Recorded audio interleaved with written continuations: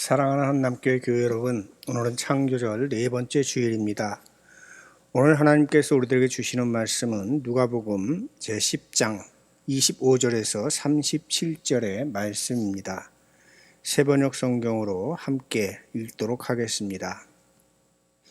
어떤 율법 교사가 일어나서 예수를 시험하여 말하였다. 선생님, 내가 무엇을 해야 영생을 얻겠습니까? 예수께서 그에게 말씀하셨다.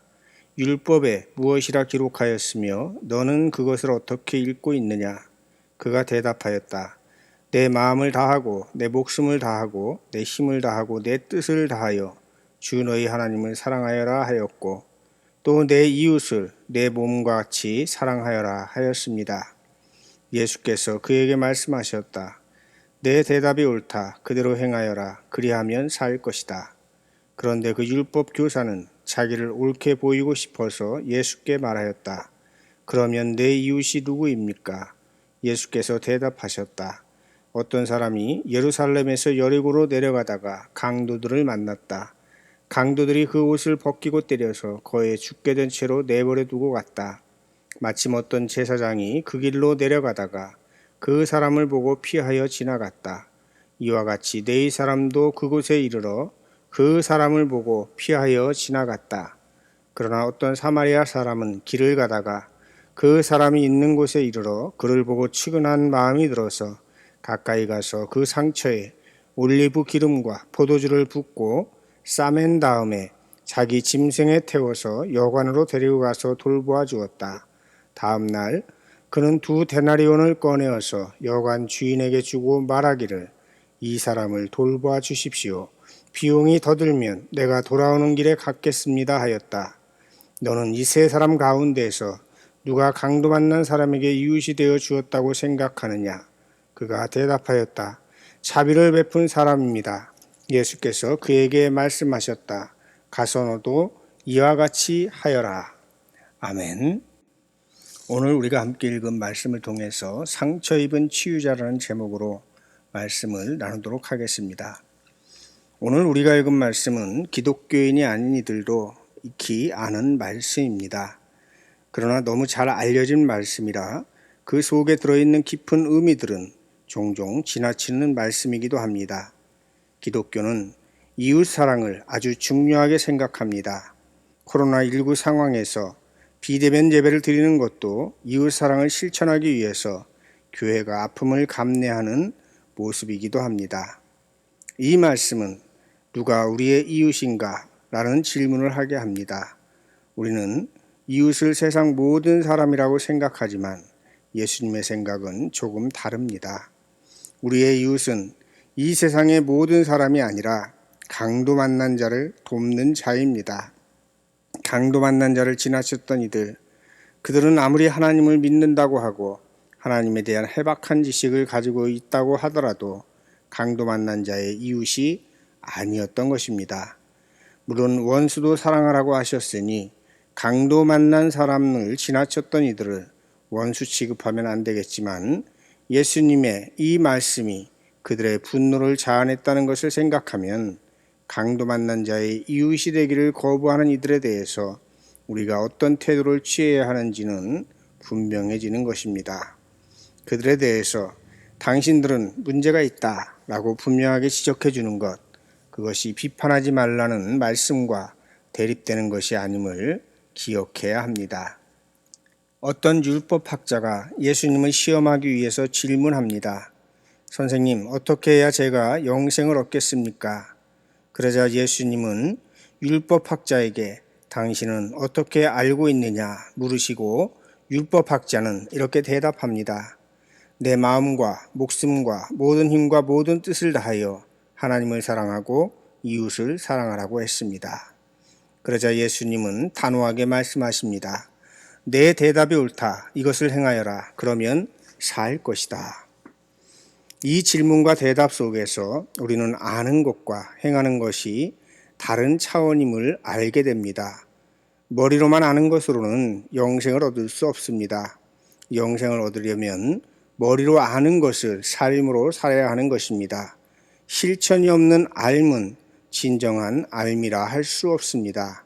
작은 깨달음이라도 삶으로 실천하며 살아갈 때 영생과 연결되는 것임을 잊지 마시기 바랍니다.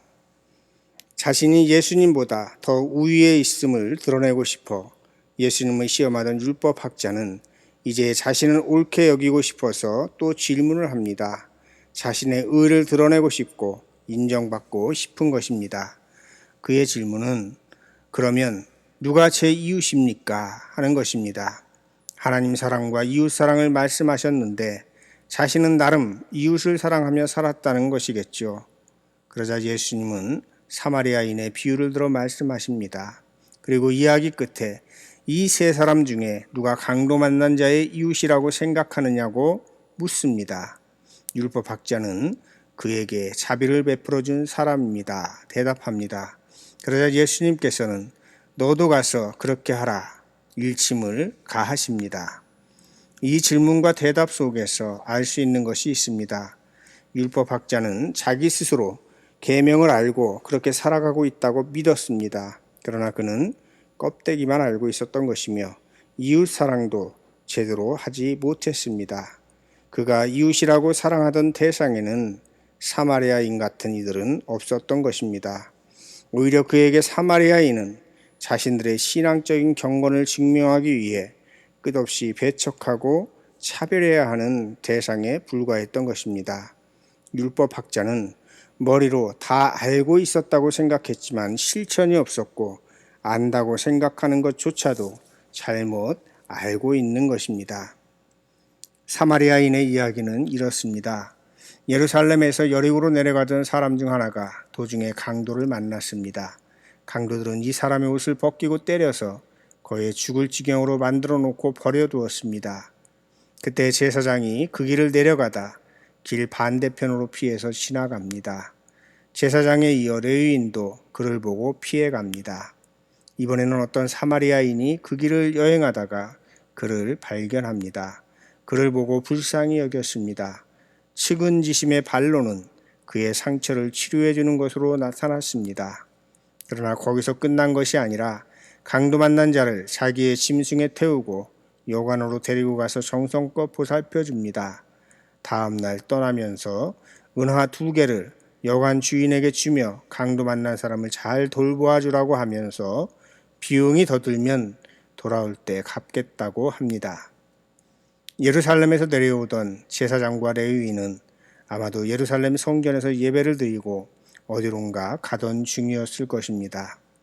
그러나 강도 만난 사람을 보는 순간 자신도 그런 위험에 빠질지 모른다는 두려움을 느꼈을 것이고 서둘러 그 자리를 빠져나가고 싶었을 것입니다.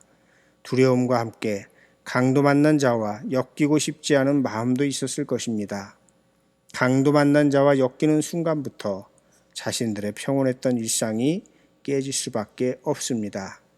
자신들의 평온한 삶을 불편하게 할 수 있는 그 무엇과 담을 쌓는 것입니다. 우리는 너무 쉽게 강도 만난 자를 지나쳐버린 제사장과 레위인을 비난하지만 어쩌면 그들의 모습은 우리들의 모습이기도 합니다. 우리가 사는 세상에도 강도 만난 이들이 질비합니다. 황폐화되어가는 자연, 나눔의 부재로 인한 가난, 차별받는 소수자들과 사회적인 약자들, 공장식 축산으로 고통받는 동물들. 그런데 이런 문제에 관심을 두면 마음이 불편해집니다. 그래서 불편한 마음이 싫어서 그냥 나의 문제가 아닌 것처럼 무관심하게 지냅니다. 게다가 무관심을 합리화하기 위해서 그 일을 위해 헌신하고 힘쓰는 이들에게 손가락질을 합니다. 세상에 속하지 말라는 말씀은 세상 일에 무관심하라는 말씀이 아니라 세상에서 일어나는 수많은 일들에 대해 자신과 아무런 관계가 없는 것처럼 무심하게 살아가는 것이 세상이지만 하나님을 믿는 사람들은 그렇게 살면 안 된다는 말씀인 것입니다. 사마리아인이 강도 만난 자의 이웃이 된 이유는 무엇입니까? 사마리아인은 강도 만난 자를 보자 불쌍히 여기는 마음, 측은지심이 일어났습니다. 측은지심의 다른 말은 공감입니다. 우리말에 오지랖이라는 말이 있습니다. 저는 간혹 이렇게 이야기합니다. 오지랖 넓은 자는 복이 있다. 그런데 여러분, 오지랖 넓은 사람에게 피곤하지 않느냐고 물어보면 뭐라고 대답하는지 아십니까? 전혀 피곤하지 않다고 합니다. 왜 그럴까요? 마음이 움직이는 대로 하는 행동은 물 흐르는 원리와 같기 때문에 힘들지 않습니다. 오히려 그렇게 하지 않으면 불편합니다. 여러분, 오지랖 넓은 신앙인이 되십시오. 이 말이 불편하다면 불쌍히 여기는 마음, 측은지심, 공감하는 사람이 되시길 바랍니다. 코로나19 이후의 세계를 예측한 석학들이 공통적으로 말하는 이상적인 미래형 인간이 있습니다. 그것은 바로 호모 엠파티쿠스입니다. 호모 엠파티쿠스는 공감하는 인간이라는 뜻입니다. 4차 혁명, 인공지능, AI 시대가 와도 아무리 컴퓨터와 인공지능이 발달해도 공감의 능력은 오로지 인간만이 가질 수 있습니다. 자녀들을 미래형 인간으로 키우시고 싶다면 영어 단어를 암기하게 하지 마시고 공감 능력을 키워주십시오. 얼마 전 아이폰을 업데이트하라는 안내 문자가 왔습니다. 안내 문자에 따라 업데이트했더니 번역이라는 아이콘이 생성되었습니다. 거기에는 최소한 15개국 언어가 자동으로 번역되는데 테스트를 해보니 거의 90% 이상 완벽합니다. 그냥 한국어로 말하면 원하는 언어로 번역되어 상대방에게 전달되고 상대방이 말하면 자동으로 인식되어 한국어로 들립니다. 이제 미래의 아이들은 영어 단어를 잘 외우는 아이들이 성공하는 것이 아니라 플랫폼을 잘 이용하는 아이들이 성공할 것입니다. 이전에는 브리테니커 백과사전이 있었지만 요즘은 구글 검색창이 있습니다. 구글 검색을 통해서 대학 교수조차도 알지 못하는 지식을 추중고등학교 학생들도 알게 되는 그러한 시대를 살아가고 있는 것입니다. 이제 우리의 입시교육의 근간이 되는 암기교육은 곧 종말을 고할 것입니다. 불행한 사실은 아직도 대한민국의 교육은 암기 위주의 입시교육을 벗어나지 못하고 있다는 점입니다. 미래의 인재는 잘 놀고 건강하고 공감할 줄 아는 아이들이 될 것입니다. 타자의 아픔에 공감할 줄 아는 능력, 이것이 인류의 미래를 밝게 할 것입니다. 사마리아인의 공감 능력, 그것이 우리를 깊은 신앙의 세계로 인도할 것입니다. 한 가지 질문을 드리겠습니다. 오늘 읽은 본문에 강도 만난 사람이 몇 명 등장합니까? 네, 표면적으로는 한 사람이지만 내용적으로는 네 사람입니다. 강도 만난 사람, 온갖 차별로 인해 개돼지 취급당하며 차별받는 사마리아 사람, 경직된 율법에 사로잡혀 사는 제사장과 레위인 모두 상처받은 사람이요 강도 만난 사람입니다. 그러나 율법에 사로잡혀 살던 제사장과 레위인은 그냥 지나쳐 갔으므로 자신들의 병든 영혼을 치유할 수 있는 기회를 놓쳐버리게 됩니다. 그러나 사마리아인은 상처 입은 강도를 치유해 줌으로써 자신도 치유를 받습니다. 오늘 말씀의 제목이 상처 입은 치유자인데 헨리 나우엔의 상처 입은 치유자까지 갈 필요도 없이 사마리아인도 상처받은 사람인 것입니다. 온갖 차별 속에서 상처를 입고 살아가던 사마리아인, 그가 강도 만난 자를 치유하면서 강도 만난 자의 이웃이 되고 강도 만난 자의 이웃이 됨으로 하나님을 사랑하고 이웃을 사랑하는 모범이 되고 영생을 얻게 되는 것입니다.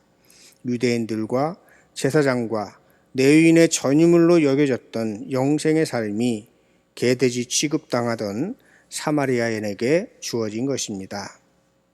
오늘 우리가 사는 이 시대에 선한 사마리아인으로 산다는 것은 어떤 의미일까요? 오늘 우리가 읽은 말씀에는 강도 만난 한 사람의 치유 이야기가 아니라 두 사람의 치유에 관한 이야기가 나오고 있는 것입니다. 강도 만난 사람과 사마리아 사람 모두 학대의 상처가 있습니다. 한 사람은 강도들에게 몸을 구타당하고 가진 것을 빼앗겼고, 한 사람은 당시 율법 규례에 따라 영혼을 구타당했습니다. 한 사람은 강도들의 잔인함에 의해 상처를 입었고, 한 사람은 비뚤어지고 편협한 종교적인 관념에 의해 상처를 입은 것입니다. 사마리아인은 사회에서 상처받고 무시당했으며 사회의 핵심 부류이자 종교인인 레위인과 제사장들은 사회적으로 인정받지 못한 그들의 상처를 무시했습니다. 그들은 오히려 그들을 편협하게 대하는 것이 종교적인 행위라고 교육을 받았습니다. 편협한 생각으로 영혼을 억압하는 것은 그들을 향한 증오로 표출됩니다. 오늘날에도 이런 현상은 다르지 않게 나타납니다. 외국인 노동자들의 값싼 노동력이 없다면 우리 사회의 경제 구조가 유지될 수 없음에도 불구하고 우리의 일자리를 그들이 빼앗아 간다고 차별하고 증오하면서 최저임금에도 못 미치는 임금과 인권 사각지대에 사는 이들에게 손가락질을 합니다. 참으로 잔인한 나라가 되어버렸습니다. 기독교인들조차도 나그네와 이방인을 차별하지 말라는 하나님의 말씀대로 살아갈 마음도 없는 것 같습니다. 공경에 빠졌을 때 분명히 도움을 줄 것이라고 기대했던 사람들이 그냥 지나쳐버릴 때의 심정이 어땠을까 생각해 봐야 합니다. 사마리아인은 몰라도 제사장이나 레위인은 당연히 자신을 도와줄 것이라 믿었는데 그 믿음이 산산조각 났습니다. 늘 비웃음과 배척을 받고 시기와 오해의 대상이 되고 다른 사람의 계획과 야망에 이용당하며 사는 사마리아인의 마음도 산산이 부서졌을 것입니다. 그러나 사마리아인은 자신을 올가매는 장애물을 넘어섭니다. 자신의 인생을 한탄하는 대신 다른 방향으로 나아가는 것입니다. 여기에서 새로운 희망이 보이는 것입니다. 여러분, 상처받아 힘들 때 그것을 붙들고 있지 마시고 놓아버리시기 바랍니다. 자신을 힘들게 하는 장애물들을 놓아버릴 수 있을 때에 새로운 길이 열리게 되는 것입니다. 그리고 두 번째로 생각해야 할 것이 있습니다. 강도 만난 자는 아무것도 할 수 있는 일이 없었습니다. 오로지 누군가의 도움에 의해서만 그 위기를 벗어날 수 있습니다. 우리가 누구도 어떤 것도 신뢰할 수 없는 상황에 처했을 때 우리 자신을 타인에게 맡겨야 합니다. 타인으로 여겨지던 사마리아인의 도움을 받아들였을 때 강도 만난 사람에게 살 길이 열렸습니다. 상처 입은 치유자이신 예수님께 우리를 맡겨야 합니다. 이때 우리를 붙잡고 있는 온갖 상처들이 치유될 수 있는 길이 열리게 됨을 기억하시기 바랍니다. 세 번째로는 스스로 반복해서 자신의 상처를 꺼내 놓아야 합니다. 그래서 자신의 상처에 대해 둔감해져야 합니다. 상처에 너무 민감하게 대응하면 덧나게 됩니다. 자신의 상처를 꺼내 놓으시고 이야기하십시오. 상처 입은 사람에게 정말 필요한 것은 상처를 없애주는 것이 아니라 상처를 이해해 주는 것입니다. 이 땅에 상처받은 많은 영혼들은 이해받기를 원하고 왜 그렇게 상처받았는지 누군가 이해해 줄 때 회복이 되는 것입니다. 그런 사람을 찾지 못해서 아프다면 예수님께 아뢰시기 바랍니다. 상처 입은 치유자이신 예수님은 우리가 겪는 상처와 고통을 모두 이해해 주실 것입니다. 이렇게 자신을 힘들게 하는 상처를 놓아버리고 그 상처를 무덤덤하게 받아들이고 예수님께서는 나의 상처를 이해해 주실 것이라는 믿음을 품고 치유될 때를 기다려야 합니다. 치유에는 시간이 필요하고 때가 되면 치유될 것이라는 믿음을 가지면 비로소 우리의 마음에 평화가 찾아올 것입니다. 내가 당하는 아픔에 매여 있으면 타인의 아픔을 치유하는 삶을 살 수 없습니다. 내게도 상처가 있지만 그 상처를 안고 강도 만난 이웃의 상처를 보듬는 사마리아인이 되어야 합니다. 선한 사마리아인으로 살아야 한다는 말에는 그리 어렵지 않게 수긍하실 것입니다. 여기까지는 예수님을 시험하러 온 율법학자와 다르지 않은 것입니다. 그러나 우리는 여기서 한 걸음 더 나아가서 삶으로 살아야 하는 것입니다. 삶으로 살기 위해서 우리는 언제 강도가 뛰쳐나올지 모르는 그곳에서 치유자로 살아야 하는 것입니다. 그리고 우리는 강도 만난 자와 다르지 않은 상처를 입고 살아가는 존재라는 깨달음 속에서 그의 상처가 곧 나의 상처임을 공감해야 하는 것입니다. 그때 우리는 강도 만난 이웃을 치유하면서 우리의 상처도 치유하는 길로 나아갈 것입니다. 상처 입은 치유자. 그렇습니다. 우리 한 사람 한 사람도 만문이 지배하는 세상에 살면서 강도를 만나 상처 입은 사람들입니다. 그러나 그 상처에 새살이 돋게 하는 방법이 있습니다. 그것은 바로 강도 만난 이웃의 상처를 보듬어주는 일입니다. 강도 만난 이웃의 상처를 남의 상처로 알고 무관심하게 돌아설 때 나의 상처는 더 깊어지고 종양이 되고 결국 나를 죽이게 될 것입니다. 가짜 뉴스가 횡행하며 우리 영혼에 상처를 냅니다. 이러한 때에 지혜롭게 행동하시고 용기를 내어 치유자로 살아가시는 여러분 되시기를 주님의 이름으로 축원합니다. 이제 함께 말씀을 기억하면서 거듭기도 드리겠습니다. 우리를 구원하시기 위해 옆구리와 손과 발에 상처를 입으신 주님, 그보다도 더 큰 상처를 마음에 새기고 사셨던 주님, 주님의 고난과 상처로 인해 우리가 치유를 받았습니다. 그럼에도 우리는 치유자로 살지 못하고 강도 만난 이웃을 피해가는 것도 모자라 하나님의 이름으로 하나님의 말씀으로 강도 만난 이들에게 손가락질하며 온갖 혐오와 저주를 퍼붓습니다. 용서하여 주옵소서. 우리도 강도 만난 자임을 자각하게 하시고 우리의 상처는 이웃의 아픔을 치유해 줄 때 얻어지는 것임을 깨닫게 하옵소서. 지혜를 주셔서 가짜와 진짜를 구별하게 하시고 강도 만난 이들을 만날 때 불쌍히 여기고 다가가는 공감의 능력이 충만한 삶을 살아가게 하옵소서. 주님, 우리 앞에 선물로 주어진 영생의 길을 향해 뚜벅뚜벅 걸어가게 하시고 그 길을 걷는 중 만나는 강도들의 위협 속에서 우리를 지켜 주옵소서. 예수님의 이름으로 기도드립니다. 아멘.